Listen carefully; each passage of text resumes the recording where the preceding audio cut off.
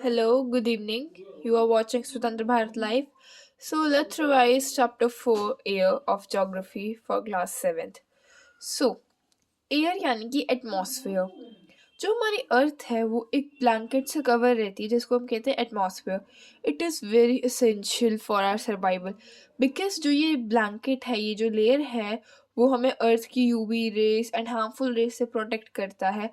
And without this layer we won't be live we can't live. ठीक है, so do you know, एक बार check करते हैं क्या लिखा है। Carbon dioxide released in the atmosphere creates a greenhouse effect by tapping the heat radiant from the earth. It is therefore called greenhouse. So what is greenhouse? जब carbon dioxide release होती है atmosphere में, वो green house effect create करती है by trapping the heat radiant, which it is called greenhouse gas, and without it the earth would have been too cold to live in. अगर ये green house नहीं होता तो जो अर्थ होती वो बहुत ज़्यादा कोल्ड हो जाती, जिसमें हम सरवाइव नहीं कर पाते। However when its level in the atmosphere increases due to factory smoke or car fumes, the heat retained increases the temperature of the earth. This is called global warming. जब बहुत ज़्यादा हीट इंक्रीज हो जाती है अर्थ में, हमने सुना होगा कि भाई ग्लोबल वार्मिंग हो रही है, ग्लोबल वार्मिंग हो रही है। ग्लोबल वार्मिंग से क्या होता है, ग्लेशियर्स मेल्ट होना शुरू हो जाते हैं, अर्थ पे इफेक्ट आना शुरू हो जाता है, ह्यूमंस पे इफेक्ट पड़ता है। ठीक है, this rise in temperature causes snow in coldest parts of the world to melt. As a result, the sea level rises, causing floods in the coastal areas. जैसे मैंने अभी बताया कि ग्लोबल वार्मिंग इंक्रीज होगी तो जो ग्लेशियर्स है यानी कि जो स्नो है वो मेल्ट हो जाएगी। स्नो मेल्ट होगी तो क्या होगा, सी लेवल इंक्रीज हो जाएगा, विच विल कॉज फ्लड, जिसकी वजह से फ्लड आता है कोस्टल एरियाज में। What is coastal area? जो सी के आसपास, समुद्र के आसपास जितने भी एरियाज होते हैं उसको कहते हैं कोस्टल एरियाज। ठीक है, there may be drastic changes in the climate of a place leading to extinction of some plants and animals in long run. अब फ्लड की वजह से काफ़ी ज़्यादा चेंजेस आ जाते हैं, ड्रास्टिक चेंजेस आ जाते हैं क्लाइमेट में, जिसकी वजह से क्या हो सकता है, जो कुछ एनिमल्स और प्लांट्स हैं वो एक्सटिंक्ट हो सकते हैं काफ़ी लंबे टाइम के लिए। अब देखते हैं, नेक्स्ट टॉपिक है हमारे पास composition of the atmosphere.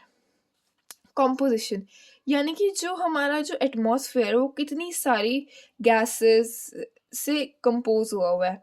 We have 78% of nitrogen, carbon dioxide 0.03%, argon 0.93% और बाकी अदर गैसेस हैं 0.04%। सो हमारे पास सबसे ज़्यादा क्वांटिटी में है नाइट्रोजन। ठीक है, नाइट्रोजन और oxygen are two gases which make up the bulk of the atmosphere. Oxygen और नाइट्रोजन से ही बहुत ज़्यादा बल्क में एटमॉस्फेयर फॉर्म होता है। Carbon dioxide, helium, ozone, argon और हाइड्रोजन है वो लेसर क्वांटिटीज में फाउंड होती है। इनसे अलावा कुछ टाइनी डस्ट पार्टिकल है वो भी एयर में प्रेजेंट होते हैं।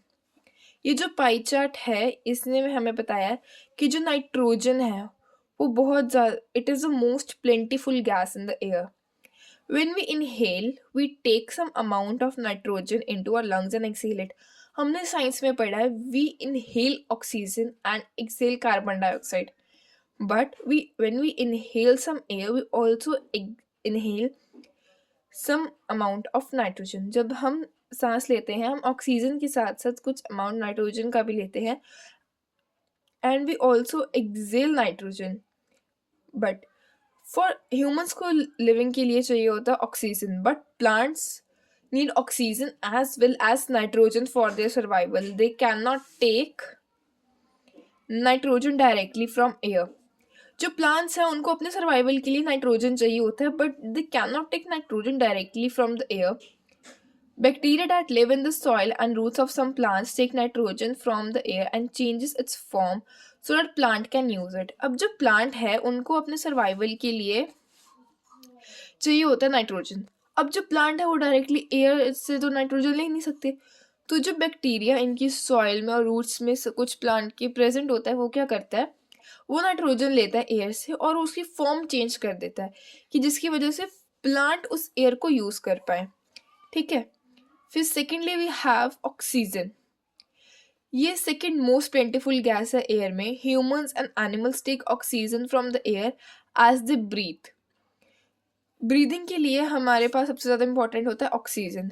सो we humans and the animals take oxygen from the air. ठीक है. Green plants produce oxygen during photosynthesis. जो ग्रीन प्लांट है वो फोटोसिंथेसिस के ड्यूरिंग ऑक्सीजन प्रोड्यूस करते हैं. In this way, oxygen content in the air remains constant. If we cut trees, then this balance get disturbed. जो green plants है वो photosynthesis अपना प्रोसेस करते हैं, तो वो क्या रिलीज करते हैं, ऑक्सीजन रिलीज करते हैं, जिसकी वजह से जो ऑक्सीजन की जो ऑक्सीजन है वो कांस्टेंट रहता है. बट जैसे हम ट्रीज कट करते हैं, डिफॉरेस्टेशन होता है, तो इसकी वजह से जो बैलेंस है वो बहुत ज़्यादा डिस्टर्ब हो जाता है अगर हम एफॉरेस्टेशन नहीं करते हैं तो.